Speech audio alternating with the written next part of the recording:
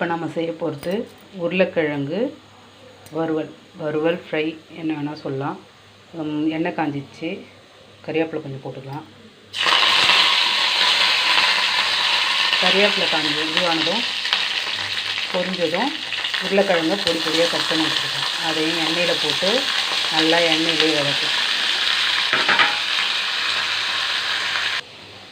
2 spoon மிளகாத்தூள்,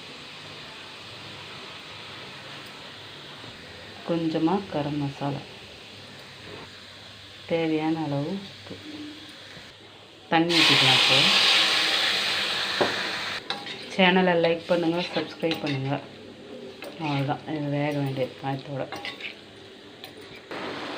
தண்ணி சுண்டிடுச்சு, ஆனால் இன்னும் நல்லா ஒன்றா பரட்டி நல்லா எடுக்கணும் சுண்ட வச்சு.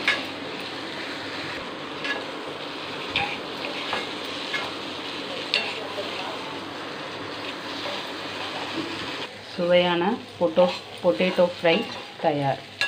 லைக் பண்ணுங்கள், சப்ஸ்கிரைப் பண்ணுங்கள்.